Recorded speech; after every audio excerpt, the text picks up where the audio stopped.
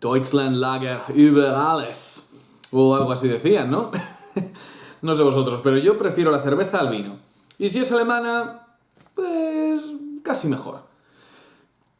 Saludos bocaneros, esto es Navegando por la Historia y yo soy Lobo el Navegante y bienvenidos a un nuevo capítulo de Naciones y Nacionalismos. Hoy nos toca hablar de los alemanes. Alemania es uno de los países más importantes de Europa, no solo por ser una potencia económica, sino por haber jugado un papel fundamental en la historia europea en múltiples ocasiones. Cuando hablamos de Alemania y su nacionalismo, nos encontramos con un caso complicado. Para empezar, porque la identidad alemana es muy antigua y sin embargo, esta no se convirtió en nacional hasta mucho más tarde que las de sus vecinos. Hablamos de un pueblo cuyos orígenes se remontan a numerosas tribus bárbaras más o menos civilizadas dependiendo de su cercanía y contacto con el Imperio Romano. Pero en términos identitarios colectivos, esta comunidad no empezó a tomar forma hasta el medievo. Esta es la historia del nacionalismo alemán y su tardía formación.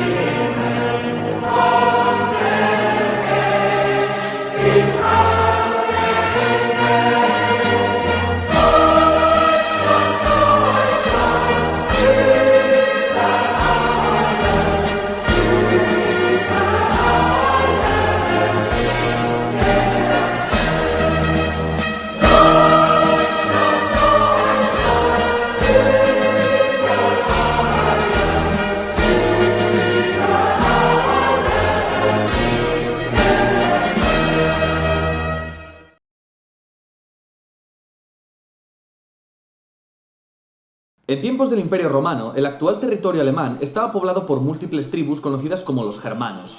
Algunas de estas tribus, los cuaduos, bucinovantes, jutungos, lentienses, semnones, hermiones y teutones, formaron una confederación que pasó a ser conocida como los alamanes, que en su lengua significa todos los hombres.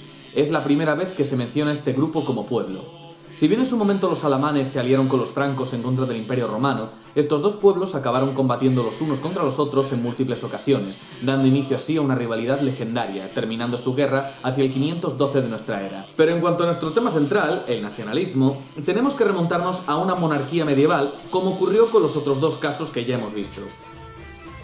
En la Edad Media existía el llamado Sacro Imperio Romano, que en el siglo XVI pasaría a llamarse Sacro Imperio Romano Germánico, o en su idioma original, Heiliges Römisches Reich Deutsche Nation, o Sacro Imperio Romano de la Nación Alemana. Los dirigentes de este trono fueron durante mucho tiempo actores políticos de primera importancia en el escenario europeo, y, al menos en teoría, los máximos dignatarios del mundo cristiano junto con los papas, con los cuales llegaron a luchar en más de una ocasión.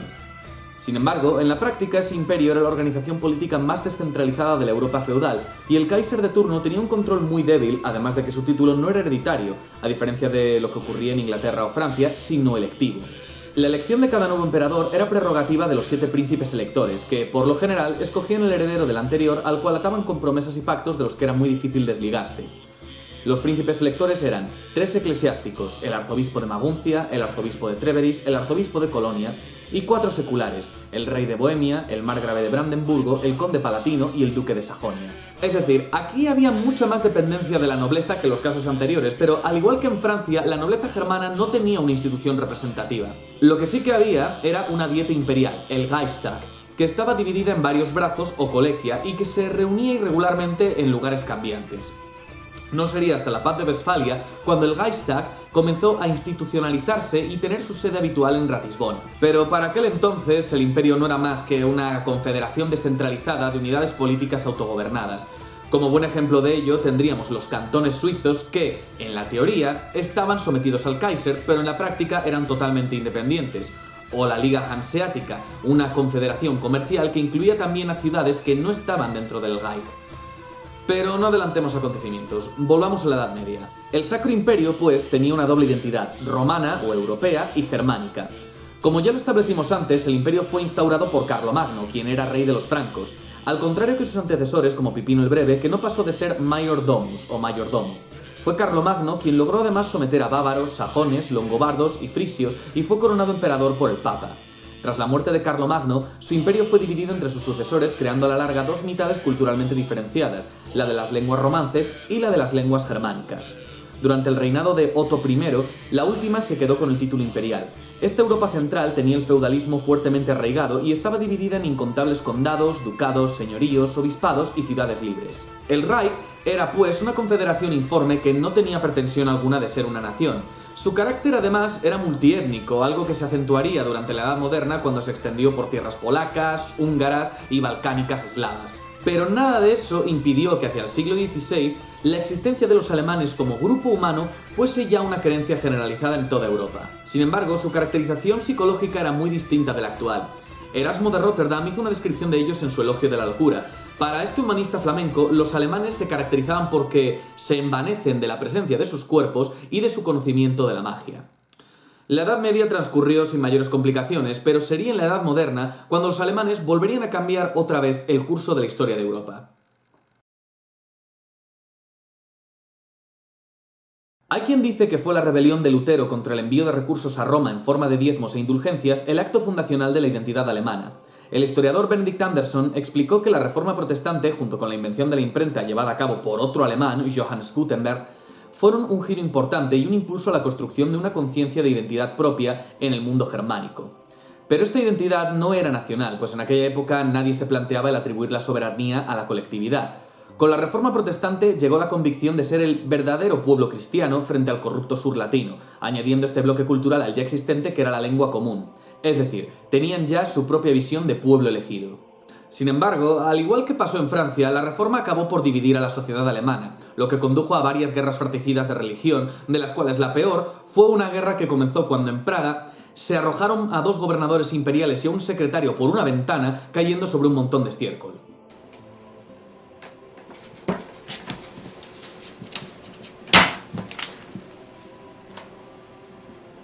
Créanme, no podría inventarme algo así. Este evento es conocido como la Tercera Defenestración de Praga de 1618, y sí, se llama tercera porque hubo más. Supongo que a los checos les gusta lanzar gente por las ventanas, pero en fin, son sus costumbres y hay que respetarlas. La Guerra de los 30 Años fue la última gran guerra de religión de Europa y fue precisamente el territorio alemán el que se llevó la peor parte. Este duro conflicto no solo dividió a la sociedad germana y acabó con un cuarto de su población, sino que retrasó la unificación cultural y política alemana. Esta guerra terminó en 1648 con la Paz de Westfalia, en la que se reconoció la existencia de múltiples mini-estados, cada uno con su variante religiosa. En definitiva, la reforma acabó dividiendo al imperio, pues donde ésta llegó a triunfar realmente fue en la parte norte. En esta zona acabaría sobresaliendo el ducado de Prusia-Brandenburgo, mientras que en el sur seguirían dominando el reino de Baviera y Austria, que se mantuvieron fieles al catolicismo. Si bien los Habsburgo de Austria seguirían manteniendo la corona imperial por casi 2 siglos más, el Sacro Imperio había perdido el prestigio y autoridad que tuvo en tiempos medievales. Mientras tanto, en Berlín, capital de Prusia, los Hohenzollern elevaron su ducado a la categoría de reino y afianzaron su poder gracias al modelo prusiano, muy jerarquizado y militarista, sobre todo en la época de Federico el Grande, apoyándose en una nobleza terrateniente que ejercían a la vez como funcionarios del rey y oficiales del ejército. Reforma religiosa aparte, algo que podría haber reforzado al imperio en esa época era la tradición humanista alemana y que defendía que debía haber una autoridad civil en la cristiandad independiente del papado. Pero como los herederos del humanismo, es decir, los intelectuales de los siglos XVII y XVIII, vivían en una sociedad tan fragmentada, acabaron relegando todo eso al sueño de las utopías. Vaya, alemanes hablando de utopías. ¿De qué me suena eso? El caso es que fueron estos intelectuales quienes lanzaron la Ilustración, o como ellos la llamaban, Aufklärung, que fue injustamente menospreciada por la francesa y que se basaba en la confianza en la razón como único instrumento que permitía al ser humano comprender y dominar su entorno. Pero, como explicó Laia Greenfeld, estos intelectuales vivían resentidos en 3 frentes. 1. Contra su propia nobleza que no les aceptaba entre los estratos dirigentes. 2. Contra Francia, que por aquel entonces era la sede de las luces y centro cultural de Europa, y que además no dejaba de menospreciar y pisotear al mundo germánico. Y 3. Contra sus gobernantes, incluido el Kaiser, que eran incapaces de llevar a cabo la unidad y superar la impotencia del conjunto.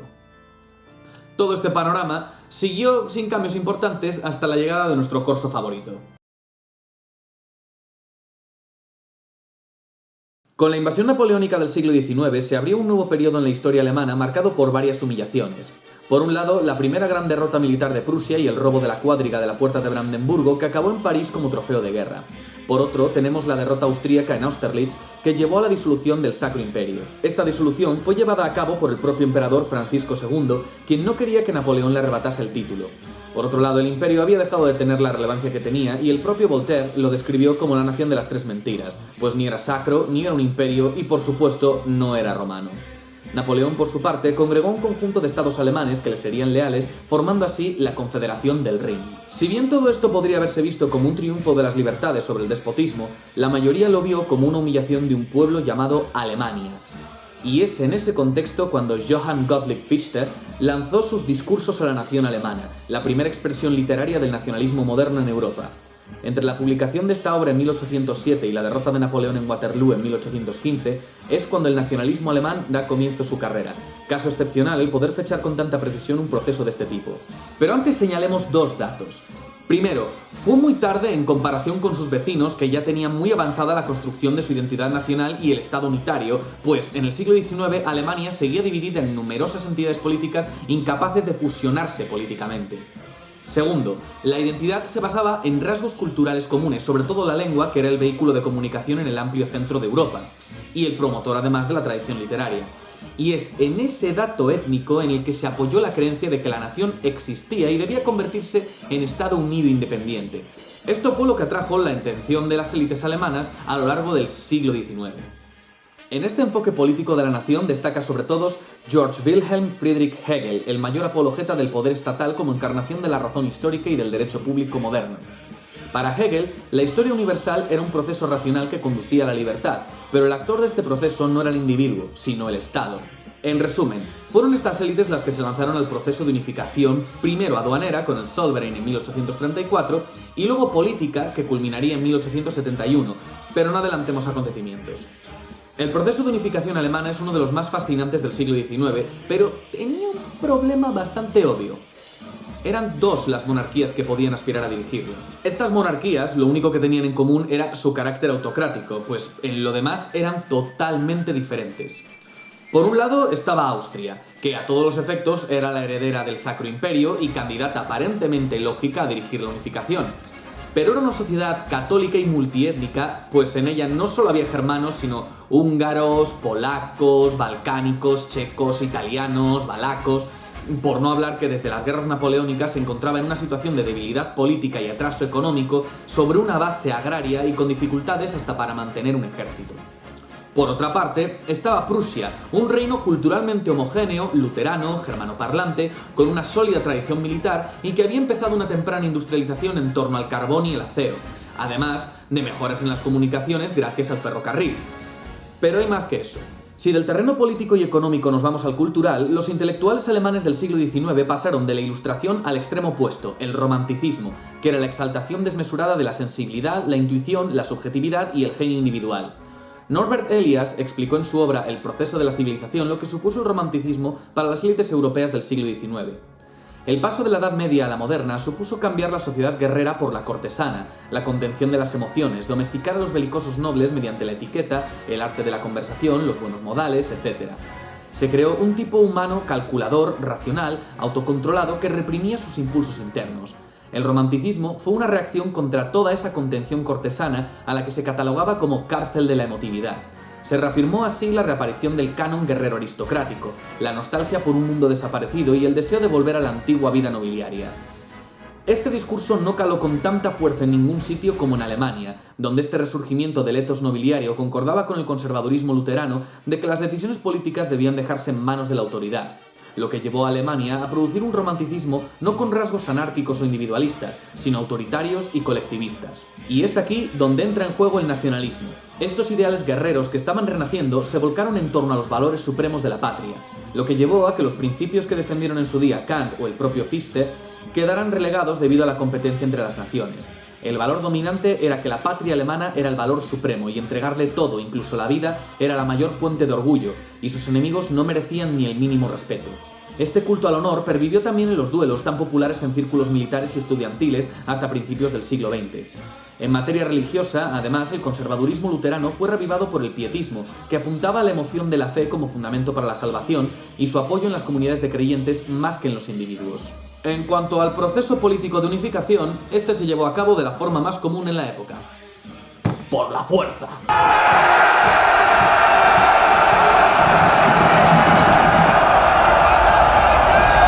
Para conseguirlo, Prusia fue a la guerra contra otras 3 potencias de la época, a las cuales superó con creces: Dinamarca, Austria y su sempiterna rival, Francia.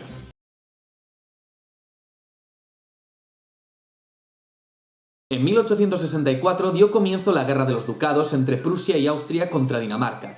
Esta tenía el objetivo de arrebatar a los daneses los ducados de Schleswig y Holstein, cuya población era mayoritariamente germanoparlante. En esta guerra, la superioridad militar de Prusia fue clara y consiguieron quedarse con Schleswig, dejando Holstein a Austria. Esta derrota supuso una humillación nacional para Dinamarca semejante al desastre del 98 para España.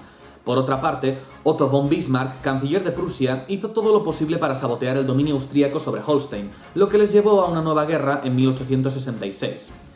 Ese año dio comienzo la Guerra Austro-Prusiana, también conocida como Guerra de las 7 Semanas, en la que Prusia de nuevo se impuso a su rival. Los austríacos no solo cedieron el control de Holstein a Prusia, que constituyó la Confederación Alemana del Norte, sino que quedaron desplazados del proceso unificador. La Confederación Alemana del Norte dividió el poder legislativo en 2 asambleas: el Reichstag como parlamento y el Bundesrat como Consejo Federal. Por otra parte, al mismo tiempo, Austria se vio obligada a ceder el Véneto al recién formado Reino de Italia, del cual ya hablaremos en otra ocasión, creando mayor descontento entre la población del imperio, especialmente entre los húngaros. Este malestar llevó a la formalización política del compromiso austrohúngaro, que convirtió el imperio en una monarquía dual, o como se conoció comúnmente, Imperio Austrohúngaro. En cuanto a los alemanes, su unificación culminó tras la Guerra Franco-Prusiana de 1871, en la que las tropas prusianas derrotaron a las francesas en Sedan, provocando la caída del Segundo Imperio francés, la pérdida de Alsacia y Lorena y la unificación definitiva de Alemania, siendo el rey Federico Guillermo I coronado Kaiser en el Salón de los Espejos de Versalles. Tras esta última victoria contra su enemigo secular, el orgullo alemán alcanzó su culmen en el terreno político. Había nacido el Segundo Reich alemán. Y así surgió el Estado alemán por fin en Europa. Tardío, sí, pero en muchos sentidos moderno y poderoso. Se consagró el llamado Sonderweg, o Vía Especial Alemana, compuesta por una insólita mezcla de desarrollo científico y modernización tecnológica, pero manteniendo unas estructuras sociales y un sistema de valores autocrático y arcaico. La potencia industrial y militar de la Alemania guillermina era indiscutible, así como su aportación al mundo de la ciencia y la enseñanza, lo que le valió también bastantes envidias del Imperio Británico. Pero en este sistema, el soporte, la columna vertebral de esa jerarquía social, seguían siendo los nobles terratenientes o Junkers, quienes rendían culto al oficial prusiano como modelo humano a imitar. Como expliqué antes, en el terreno institucional existía el Reichstag, que para la época estaba dotado de gran legitimidad democrática y era elegido mediante sufragio universal masculino. Pero el Reichstag carecía de poderes en cuanto al nombramiento o destitución del gobierno, y tampoco controlaba al ejército. La autoridad suprema era el Kaiser, quien nombraba al gobierno y mandaba en el ejército. Pero lo más novedoso de este sistema era, en efecto, el nacionalismo, una teoría legitimadora del poder que procedía de las revoluciones liberales y que, sin embargo, a medida que avanzaba el siglo XIX y entrábamos en el siglo XX, dejaba de estar ligada a la democracia y a la política representativa. Para describir el proceso nacionalizador de Alemania entre 1815 y 1914, el historiador George L. Moose acuñó el término nacionalismo de las masas. Este nacionalismo consistía en el protagonismo de miles de organizaciones y actividades que dominaron la vida social y cultural del país. Festividades, desfiles, comités para erigir monumentos neoclásicos, asociaciones de todo tipo. Esto creó una nueva forma de hacer política dominada por los símbolos y mitos relacionados a la nación que convirtieron el nacionalismo en una verdadera religión secular. Esto llevó a los alemanes a acostumbrarse a esa mentalidad y ritualidad volkisch. Pero por mucho que esta identidad usase términos de las revoluciones antiabsolutistas como pueblo, nación o voluntad general, nunca llevó a una exigencia de participación de tipo democrático, pues el pueblo participaba en el sentido de que formaba parte de desfiles, manifestaciones, portaban símbolos o entonaban canciones, lo que les daba la sensación de pertenecer a una comunidad que satisfacía su necesidad de trascendencia.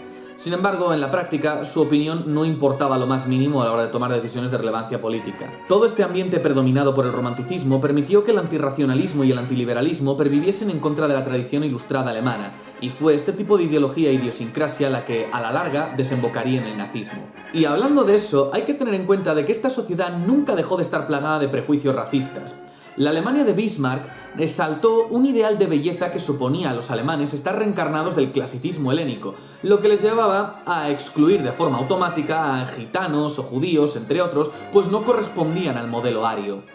Como probablemente sabréis, el mundo anterior a 1914 estaba dominado por una feroz competencia entre las naciones europeas que se jugaban la dominación imperial, y Alemania no quiso quedarse sin su trozo del pastel. Para los alemanes, la unificación y la humillación de su rival, Francia, no bastaban. Si las grandes potencias de su tiempo tenían un imperio, Alemania debía tener un imperio, el rasgo inequívoco de las razas superiores. Sin embargo, Alemania se unió muy tarde a esa pugna e iba muy retrasada en comparación con Gran Bretaña, Francia, Holanda o Bélgica, quienes ya se estaban repartiendo Asia y África. Alemania en especial tenía cierta rivalidad con Gran Bretaña, pues el Imperio Británico había conseguido que en Europa reinase el equilibrio y los británicos reinasen en el mundo, mientras que el Imperio Alemán deseaba que los alemanes reinasen en Europa y el equilibrio reinase en el mundo. Todas estas tensiones llevaron, como es bien sabido, al estallido de la Primera Guerra Mundial, donde el ethos patriótico y guerrero alemán se desplegó a toda potencia, hecho bien reflejado en la novela de Ernst Juncker, Tempestades de acero, un canto a la camaradería de los oficiales alemanes, los excesos juveniles y la brutalidad del enemigo. Sin embargo, la guerra se alargó más de lo debido y el Imperio alemán tuvo que librar la lucha en dos frentes, demostrando a sus soldados que las banderas no les iban a proteger de las balas y a sus habitantes que los discursos patrióticos no les iban a librar del hambre y del tifus. La guerra terminó en 1918 y supuso, entre otras muchas cosas, el fin de las dos monarquías germánicas, la de los Hohenzollern en Alemania y la de los Habsburgo en Austria-Hungría. La humillación de la derrota y las duras condiciones del Tratado de Versalles llevaron al victimismo resentido, el sentimiento de incomprensión y el antisemitismo como chivo expiatorio dentro del país. Todo esto allanó el camino para el nazismo y el ascenso de Adolf Hitler al poder, cosa que, si tenemos en cuenta todos los detalles anteriores, sabemos que el auge de esta ideología en Alemania no fue en absoluto una casualidad. Müssen einen neuen Menschen erziehen. Was es uns gelang, dem deutschen Volk eine neue Idee zu geben und dieses Volk in diese Idee zu einen und zu einer neuen Lebensform zu führen. Dies ist die größte Tat dieses Jahrhunderts. El resultado es de sobra conocido. Una Segunda Guerra Mundial mucho más brutal que la anterior, genocidio de minorías étnicas y la derrota aún más humillante para Alemania y la partición de su territorio. Pero 1945 no fue ni de lejos el fin de la historia. Tras la Segunda Guerra Mundial, Alemania quedó partida en dos. El territorio dividido entre los aliados se reunificó y formó la República Federal Alemana, que se convirtió en una democracia homologable entre las más respetadas del mundo, además de que poseía un ejército reducido e incapaz de actuar fuera de sus fronteras. Tras la guerra se produjo un despegue económico que fue nombrado como el Milagro Alemán. En 1956, Alemania junto con Francia dirigieron el proceso de integración europea, dando por terminado el antagonismo secular de ambos países. Por otro lado, la República Democrática Alemana no era otra cosa que un títere de la Unión Soviética que hacía aguas por todos lados. Pero no se lo digáis a Alberto Garzón, que es muy feliz después de haber proponido nuevas medidas para colocar los huevos en la nevera. Al final, este estado títere se derrumbó en 1989, lo que llevó poco después a la reunificación total del país. La Alemania reunificada es actualmente una de las principales potencias económicas de la Unión Europea y su nacionalismo se ha relajado con respecto a lo visto hace un siglo, algo que podríamos calificar con el término acuñado por Jürgen Habermas como patriotismo constitucional. Ahora, si buscamos hacer una comparativa con España, no hay muchos paralelismos entre el caso español y el alemán, entre otras cosas porque las circunstancias históricas de ambos países han sido radicalmente diferentes. Sin embargo, la Alemania moderna, desde mediados del siglo XIX hasta mediados del XX, ha sido un ejemplo a imitar por las élites españolas, pero en dos direcciones opuestas. Por una parte, Julián del Río y los intelectuales de la Edad de Plata se abanderaron del institucionismo krausista, pues se sintieron atraídos por las universidades y centros de investigación alemanas. No en vano, muchísimos cerebros, sobre todo judeo-alemanes, escaparon a Estados Unidos tras el ascenso de Hitler y convirtieron a las universidades americanas en las más prestigiosas del mundo. Me pregunto qué pensarían si vieran esto.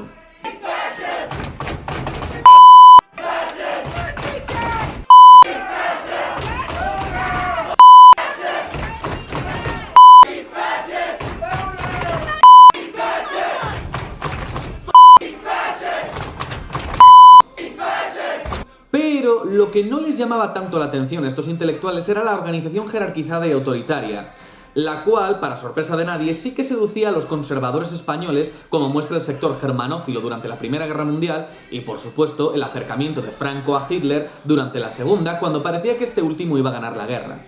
Fue precisamente esta atracción hacia lo germánico lo que llevó a Franco a implantar el uso horario de la Europa continental, quizás para alejarse de Inglaterra o quizás porque pensaba que, con un horario alemán, los españoles se comportarían como alemanes. ¿Quién sabe? Pero lo que más diferencia al caso alemán del español es precisamente el proceso unificador del siglo XIX que llevó a rendir culto a sus rasgos étnicos y culturales comunes. En cambio, España en esa época se hallaba atascada en sus propios problemas como las luchas políticas internas, la superación de su atraso económico y la preservación de los restos de su imperio colonial. Esto les impidió llevar a cabo la construcción de un Estado-nación que dejara huella en la historia de su identidad colectiva. Alemania es un importante caso de estudio en cuanto a construcciones nacionales. Sin embargo, no es el único en su tiempo, pues sus vecinos del sur pasaron por un proceso similar y que, en más de una ocasión, tuvo paralelismos con los germanos, hasta el punto de que uno no fue posible sin el otro. Pero eso es historia para otro día.